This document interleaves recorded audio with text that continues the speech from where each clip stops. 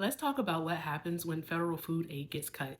Earlier this year, Wig's administration cut over $1.5 billion in USDA food purchases for food banks and schools. Funds were frozen or canceled. That meant 94 million pounds of food, meat, dairy, produce that was supposed to go to families never arrived. And now, today, a lapse in SNAP benefits has left upwards of 42 million Americans scrambling.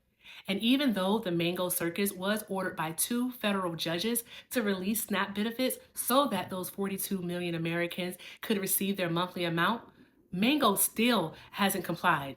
So far, the only guarantee is there will be a partial benefit, yet no timeline on when they'll arrive. So, what's happening? How are the states stepping in to help their communities in need? In California, lawmakers approved 60 million in emergency food bank funding to cover the gap. In New York, the state redirected $25 million from community development funds to food banks. In Minnesota, legislators pulled 5 million from housing and workforce programs to keep shelves stocked. And even Texas, which rarely expands social spending, shifted 20 million from disaster relief reserves to food banks when federal deliveries dried up.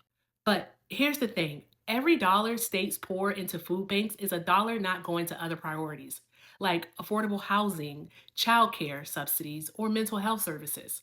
It's a classic case of robbing Peter to pay Paul. So, when federal programs like SNAP or USDA food purchases are cut, the burden doesn't disappear.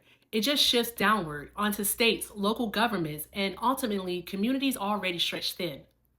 Food banks aren't just charities, they're shock absorbers for federal policy. And when those shock absorbers fail, the impact ripples everywhere. That's why community action matters. If you've got the ability, step in where the federal safety net has stepped back. Your local food bank needs more than just food. It needs time, donations, and voices spreading the word. Every hour volunteered, every dollar given, every bag of groceries shared helps fill the gap. Tell us in the comments how you have helped, how you're planning to help, and how you're helping today. I look forward to hearing from you.